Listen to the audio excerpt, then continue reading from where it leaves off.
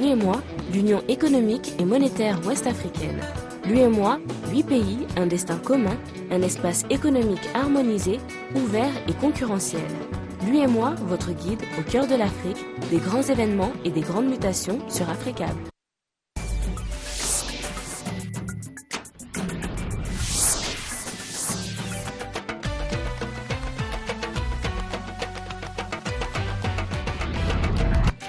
Merci de nous rejoindre sur Africable Télévision. Bienvenue dans votre édition de la soirée. Voici à présent les titres de ce journal.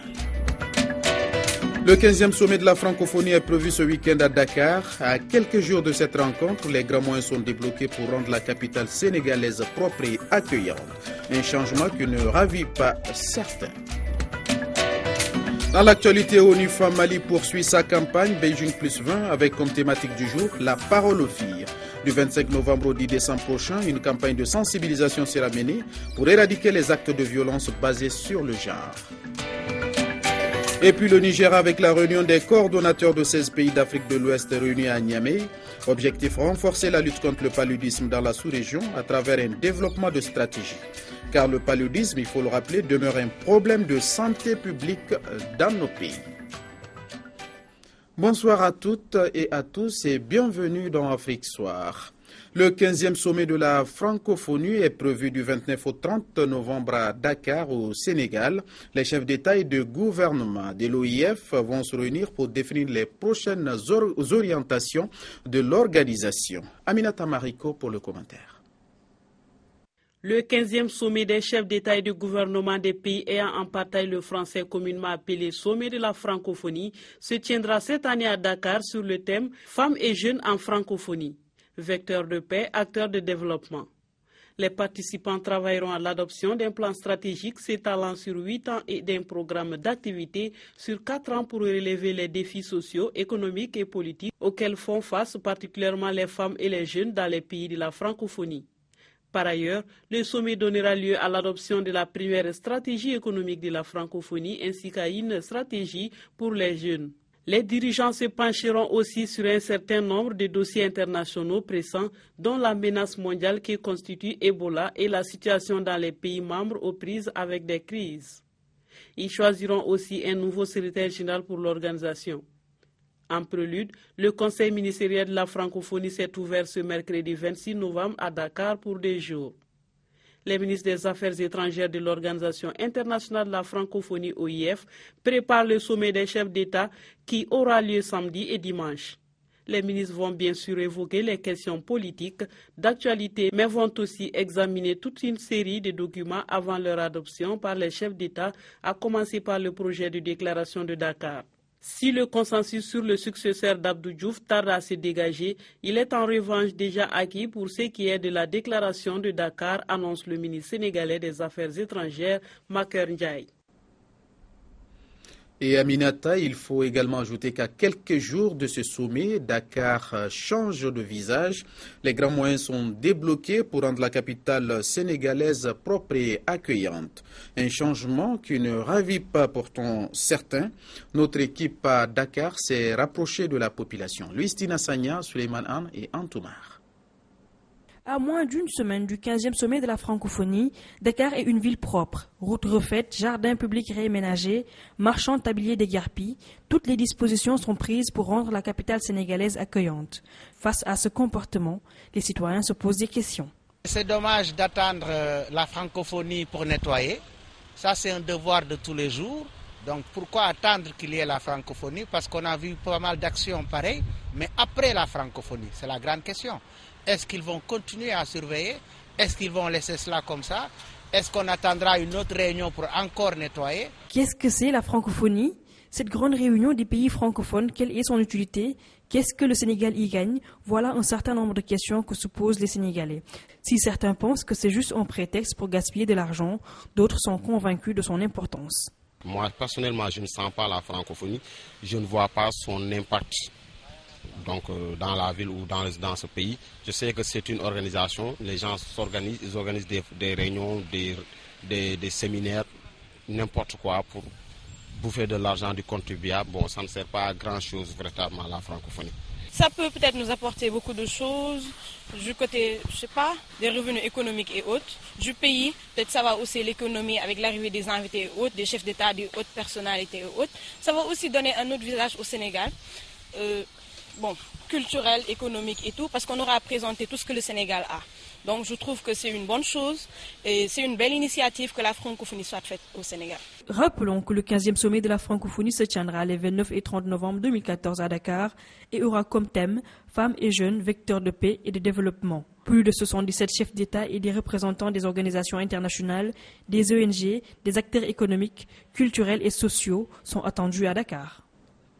Et nous restons toujours au Sénégal où le Comité national de développement des réseaux pour l'éducation en Afrique de l'Ouest a tenu à Dakar un atelier de partage du guide de réalisation et d'utilisation d'outils pédagogiques pour le développement de la petite enfance. Après plusieurs mois de recherche et d'expérimentation, nous disent ici Mamadou Dieye, Mbendambay et Antoumar. Nous nous étions dit, qu'est-ce que nous allions faire, nous, groupe thématique petite enfance? Et deux idées étaient sorties. La première, c'était de partager le curriculum de l'éducation de base.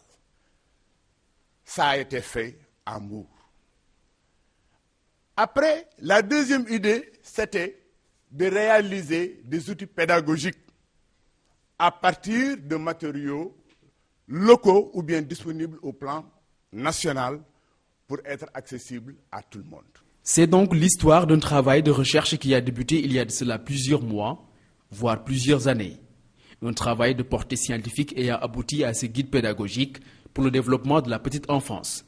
Il s'est agi d'identifier des matériaux de base et d'étudier toutes les possibilités de transformation afin d'en faire des outils et supports didactiques. Après ces multiples recherches, l'heure est venue de partager les résultats et de penser à son appropriation par les acteurs concernés. Il y a eu des évaluations à chaque étape. Il y a eu des pratiques, il y a eu des expérimentations des acteurs eux-mêmes de la petite enfance qui sont retournés dans leur structure pour expérimenter les outils, revenir, les évaluer, les réajuster, ainsi de suite. C'est un outil qui a été réalisé, dont la réalisation en tout cas obéit à des principes scientifiques. Cela veut dire que c'est un outil valable et valide. Donc nous allons continuer à collaborer avec eux pour que justement les inspections, le niveau déconcentré qui ont en charge le pilotage de proximité des écoles, surtout communautaires, puissent s'en approprier et mettre ça à la disposition de ces écoles-là. Ce guide n'est pas un guide de plus, souligne l'équipe de réalisation. La prochaine étape sera entre autres de passer à une plus large diffusion du document pédagogique sous forme de support audiovisuel.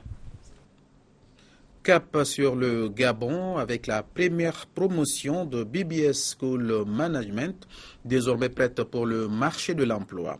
Les lauréats de cette université et filiale de Holding Group BGFI ont reçu leur parchemin le week-end dernier à Libreville.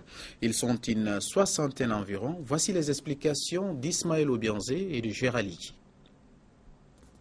Ils sont 60 jeunes Africains désormais nantis d'une licence en banque, finance et assurance. Les lauréats qui viennent de Côte d'Ivoire, du Bénin, du Cameroun et du Congo-Brazzaville entre autres ont fait le pari de réussir leurs études à BB School. Ceux qui comme vous arrivent au bout du tunnel, du labyrinthe, prouvent par leur bravoure et leur audace que la quête de l'excellence n'est pas vaine. Les enseignements qui vous sont dispensés à notre école le sont par un corps professoral dont plus des 2/3 viennent de l'étranger. Le gouvernement gabonais, qui veut atteindre l'émergence d'ici 2025, veut compter sur cette jeunesse bien formée pour assurer son rêve. L'œuvre de construction nationale devant aboutir à l'avènement de l'émergence de notre pays repose en grande partie entre vos mains. Le cursus que vous venez de suivre constitue à plusieurs égards une opportunité pour vous, car il vous a été préparé à affronter les difficultés qui vous attendent. L'Afrique avait besoin d'une université à l'image de Harvard. Apparemment, elle existe déjà à Libreville et s'appelle BB School of Management. En choisissant BBS, vous avez fait un choix de pionnier, le choix des femmes et des hommes qui savent que la réussite se construit avec de l'audace, du travail et de la persévérance. Nous avons tout au long de ces nombreuses années, ensemble, affronté de nombreux défis que nous avons su relever. Les cœurs serrés d'émotion, les impétrants voient une nouvelle page de leur vie s'ouvrir devant eux après Baby School of Management. Cette journée est le temps d'un couronnement. Couronnement de tant d'efforts consentis à une formation professionnelle de qualité, de haut niveau. Cette formation aura exigé de nous beaucoup de sacrifices. Ceux des lauréats qui le désireront pourront continuer en master. Le reste peut envisager une insertion dans le monde du travail grâce au soutien de l'école qui a réussi ses placements à 100% depuis sa création en 2000. Dans l'actualité également, ONU Femmes Mali poursuit sa campagne Beijing plus 20 avec comme thématique du jour la parole aux filles. Une occasion d'honorer les 20 ans de la plateforme d'action de Beijing et d'évaluer les avancées par rapport aux 12 domaines prioritaires dégagés et également le respect des droits des femmes à travers le monde. Diakadidia Tangara et Cheikh Tidiane Koulibaly y étaient. Respectons les femmes du monde entier car elles sont les mères de l'humanité. C'est dans cette optique que l'organisation internationale ONU Femmes a lancé ce mardi la 24e édition des 16 jours d'activisme contre la violence faite aux femmes. Cette année, Beijing plus 20, qui veut dire parole des filles, est au centre de la célébration. On est fiers d'être des jeunes filles du Mali qui seront bientôt des futures femmes du Mali et on espère des futures femmes leaders du Mali. Le message que j'ai à passer à nos mamans, à nos tantes, à surtout ces femmes qui se battent chaque jour pour le Mali, est de renforcer, pour continuer et d'encourager les jeunes filles afin qu'ils puissent être des relais pour le Mali de demain. Le Mali, c'est les hommes, c'est vrai, mais nous aussi, les jeunes filles, nous aussi, les femmes du Mali, on a notre part à jouer, surtout pour la réconciliation et pour la paix. Du 25 novembre au 10 décembre, la campagne sensibilisera l'opinion mondiale sur les droits humains et particulièrement les actes de violence basés sur le genre. ONU Femmes est heureuse de voir que toutes les composantes du mouvement féminin et le gouvernement malien sont ensemble pour lancer cette campagne aujourd'hui. De la même manière, nous avons à nos côtés le représentant du coordinateur résident du système des Nations Unies pour exprimer la volonté du système des Nations Unies d'accompagner le peuple malien dans l'élimination de l'écart qui existe entre hommes et femmes 20 ans après la conférence de Beijing. Madame la coordinatrice. Merci. Je voudrais compléter mon collègue de ONU Femmes juste pour réaffirmer l'engagement de tout le système contre cette lutte pour justement, comme il l'a dit, diminuer l'écart entre les inégalités et le système met tous les moyens au niveau de toutes les agences pour travailler avec le gouvernement du Mali à atteindre ses objectifs. Les jeunes filles maliennes étant à l'honneur de cette célébration, le gouvernement du Mali invite ainsi les filles à faire entendre leur voix. L'heure est à la réflexion et à la prise en compte des problèmes spécifiques des jeunes femmes et jeunes filles qui sont les relèves de demain, afin que la parole leur soit donnée. Certes, la jeunesse constitue la force la plus ouverte au changement de comportement et d'attitude. Cependant, force est de constater qu'elle a des spécificités et des priorités qui, pour la plupart, ne font pas l'objet de discussions dans les grands forats du fait de leur absence ou des considérations traditionnellement évocatrices en pensant que l'on peut parler à leur place. La cérémonie de lancement de cette 24e édition des 16 jours d'activisme contre la violence faite aux filles a pris fin par une part de distinction. Et sur un tout autre décor, dans la région de Béni, dans l'est de la République démocratique du Congo, la confusion règne toujours autour des massacres des dernières semaines, des massacres qui ont fait plus de 200 morts et qui n'ont pas été revendiqués. Un rapport d'une douzaine de pages vient de faire la lumière sur les défaillances au sein de l'armée congolaise. Daouda Kamate pour le commentaire. Pendant 5 jours, les 12 députés se sont entretenus avec les autorités et les habitants de Béni. Ils ont rencontré des survivants et des témoins des attaques des 3 localités où des tueries ont eu lieu courant octobre. Première remarque, selon ces députés, le système d'alerte a été un échec. À plusieurs reprises, la population et les services de renseignement ont signalé l'imminence d'une attaque aux forces de l'ordre après avoir reçu des tracts par exemple, mais à chaque fois, aucune disposition n'a été prise. La police ou l'armée sont intervenus tardivement. Plus grave, le rapport cite plusieurs cas où des personnes censées coordonner la protection de la population n'ont pas fait leur travail. Ce fut le cas dans la localité de Ngandi, à 7 km du centre de Béni. Un major prévenu qu'une tuerie était en cours aurait menacé de fusiller tout élément de son unité qui oserait intervenir.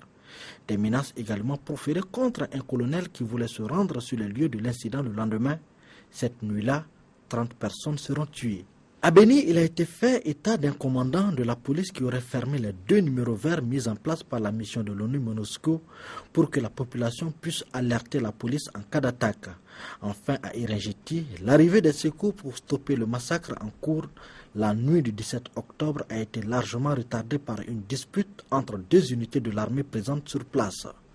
Par ailleurs, les députés réclament une commission d'enquête parlementaire. Pourquoi ces défaillances ? N'y aurait-il pas une implication de certains éléments de l'armée ou de la police dans cette tuerie?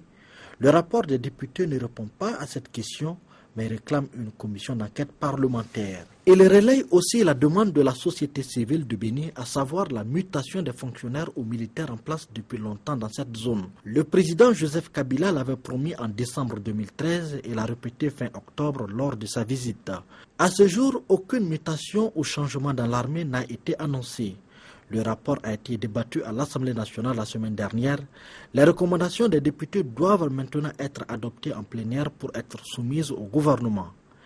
L'armée congolaise a par ailleurs annoncé avoir arrêté 34 hommes armés et 10 civils soupçonnés d'être impliqués dans le dernier massacre le 20 novembre, dans 3 localités situées à une dizaine de kilomètres de l'aéroport de Béni et qui a fait une centaine de morts. 24 armes auraient également été saisies. Ces éléments sont cruciaux au moment où aucune de ces attaques n'a été revendiquée et où les enquêtes pour identifier ces assaillants sont toujours en cours.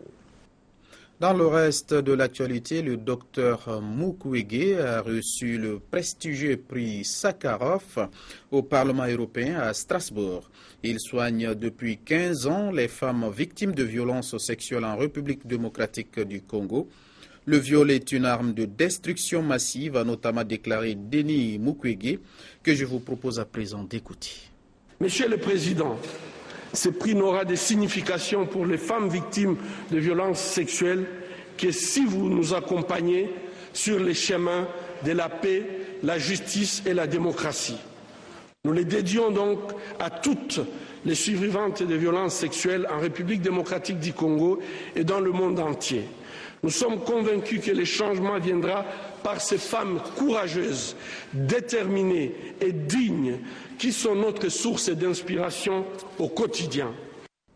Direction le Niger pour parler de santé encore avant de refermer cette édition avec la réunion des coordonnateurs de 16 pays d'Afrique de l'Ouest réunis à Niamey.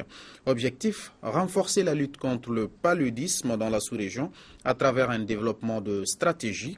Il faut également noter que le paludisme demeure un problème de santé publique dans nos pays. Salki Aboubakar et Razak Abachi. En Afrique, ce sont 174 millions de cas de paludisme qui ont été enregistrés en 2011. Cette maladie tue chaque année 1,5 à 2,7 millions de personnes à travers le monde, dont 86% de décès concernent les enfants de moins de 5 ans et les femmes enceintes.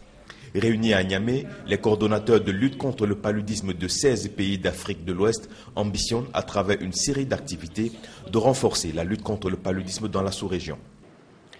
Cette réunion One, qui se tient au Niger, offre l'opportunité de capitaliser les leçons apprises, de disposer et de partager des évidences. Elle offre des opportunités de partage d'expériences et renforce la coordination de la lutte contre le paludisme au niveau de la région. Au Niger, le paludisme représente la première cause de morbidité et de consultation, avec près de 2 700 000 consultations chez les enfants de moins de 5 ans. Cette réunion laisse présager pour le Niger et les autres pays le développement des stratégies efficaces pour contrer la maladie. Rollback Malaria a pris ici une initiative heureuse, pleine de sens et de symboles. il est une invite qui s'adresse à chacune et à chacun d'entre vous pour rappeler qu'aucun sacrifice ne doit être trop grand, aucune contribution ne doit être sous-estimée pour lutter contre le paludisme. Ensemble, nous devons soutenir la lutte contre le paludisme et réfléchir aux meilleures stratégies pour son financement et son élimination dans l'espace ouest africain. Le paludisme demeure un problème de santé publique. La présente rencontre constitue donc un événement important dans le cadre de la politique de concertation des acteurs régionaux de lutte contre le paludisme. Voilà, c'est sur ces mots de santé que se referme cette édition. Merci à vous de l'avoir suivi et merci de votre fidélité. Excellente suite de programmes sur Africa Télévision.